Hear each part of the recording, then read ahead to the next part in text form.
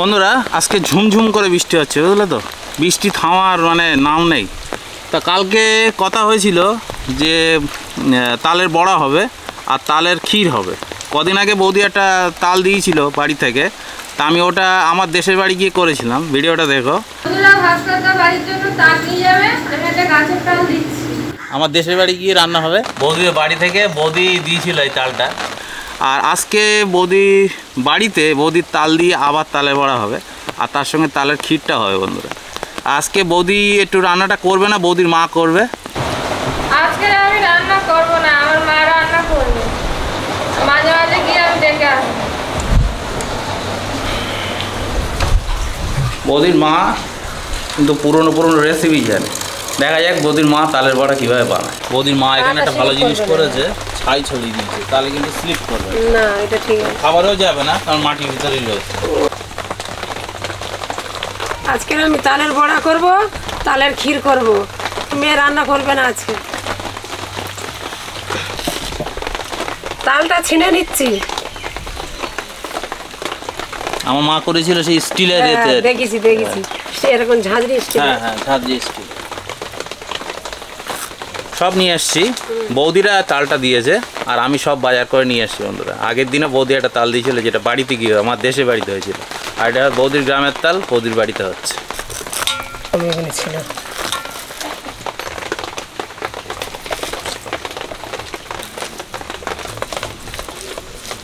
বৃষ্টিটা কমে গেছে কাইমা, তাই তো? আর সেই সকাল থেকে বৃষ্টি হচ্ছে, খুব বৃষ্টি হচ্ছে।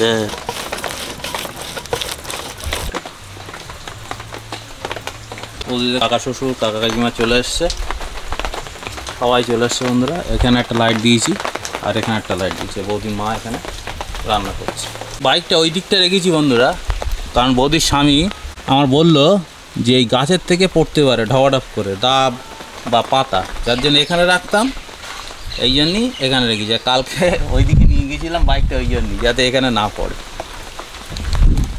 বৌদির স্বামী দাদা বলে দিয়েছে এটা, কারণ ওটা আমার খেয়াল ছিল না। পরে তো হ্যাঁ ঢপাঢপ পরে।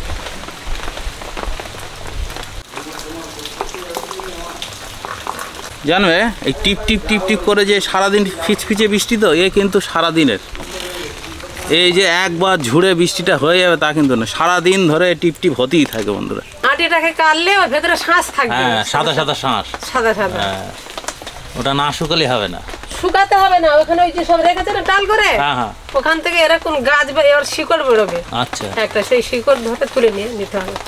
তালের কিন্তু হেভি গুণ। প্রথমে দেখো যখন কচি থাকে তখন ওটা হচ্ছে তালের শাঁস, তারপরে পাকলে তালের বড়া খাও, তালের পিঠে খাও, তালের ক্ষীর খাও, যা খাবে। আবার এর মধ্যে আবার শাঁস হবে। হ্যাঁ এবার যে আঁটিটা ফেলে দিচ্ছে, সে আঁটিটা কিন্তু পরে ওর ভিতর থেকে সেই দা দিয়ে কাটতে হবে, শক্ত হয়ে ওর ভিতরে একটা আলাদা শাঁস হয়, মানে প্রথম থেকে শেষ অবধি খাওয়ার জিনিস। তবে হ্যাঁ, তবে তালের শাঁস খেতে গেলে খেতে হবে কচি, আর তাল খেতে হবে পাকা, আর তালের আঁটির ভিতরে শাঁস খেতে হবে একটু বুড়ো।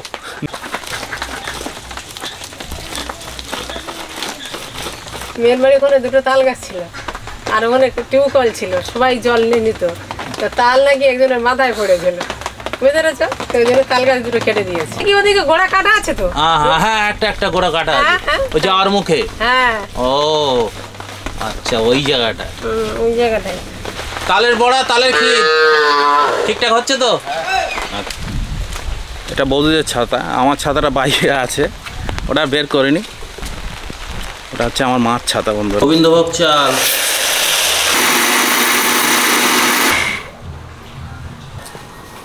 একটু দানা দানা রেখেছি, অনেক তাড়াতাড়ি হয়ে গেছে তো, অনেকদিনের অভিজ্ঞতা তো। বৃষ্টি হচ্ছিল, আমি তো তখন ছিলাম না এখানে, তখন এগুলো ফেলেনি, যার জন্য একটু ভিজে ভিজে গেছে। তো বৌদির মা একটা বুদ্ধি করে যে ছাই দিচ্ছে, ওই ছাইগুলো আমি ছড়িয়ে দেবো, আবার কোনোভাবে খাবার দাবার পড়বে না সেইভাবে দেবো।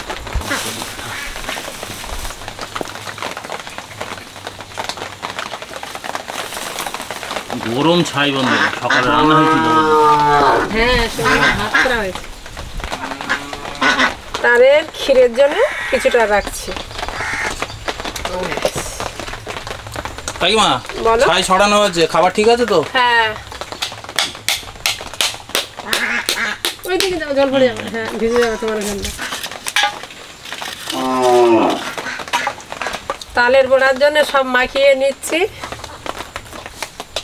নারকেল দিয়ে দিলাম, চালের গুঁড়ো দিয়ে দিলাম, ময়দা দিলাম, চিনি দিলাম,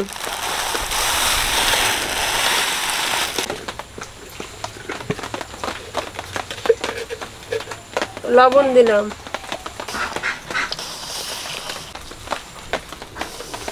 সুজিটা লাগবে একটু। ওদি রান্না বান্না হচ্ছে তো? সব পয়সা পরিচ্ছন্ন মেনটেন করে করছি কিন্তু। পুরো 1 লিটার তেল বন্ধুরা, এটা দিয়ে দেওয়া হবে, পরে যেটা থাকবে। ক্ষীরের জন্য এদিকে দুধ কড়াই বসিয়ে দেবো, এদিকে তেল গরম হচ্ছে, তালের বড়া হবে, আর এদিকে ক্ষীর করব।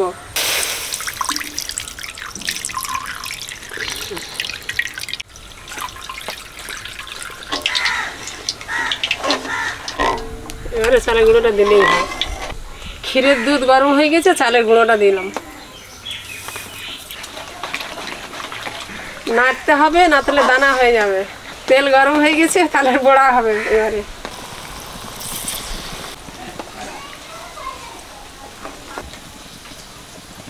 চলে এসছি দিদি।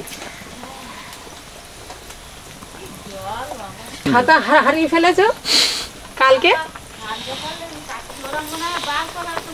দাদা বলছে ছাতা হারিয়ে দিয়েছে, চলে আসে না কেন? ক্ষীরের মধ্যে চিনি দিলাম,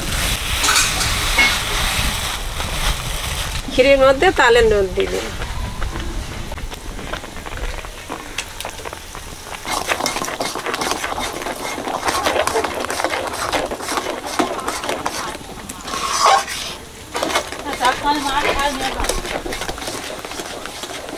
ক্ষীরের মধ্যে অল্প করে লবণ দিলাম।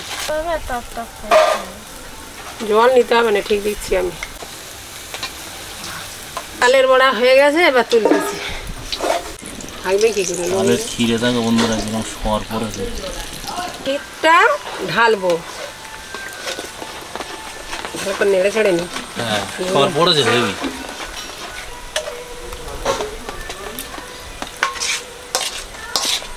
তালের বড়া ভাজা হয়ে গেছে, তুলে নিচ্ছি এবারে। এই তো হয়ে গেছে, আর বেশি লাল করা যাবে না। তালের ক্ষীর পায়েসের মতো দেখাচ্ছে বন্ধুরা। কাকা, তালের বড়া তালের ক্ষীর হচ্ছে।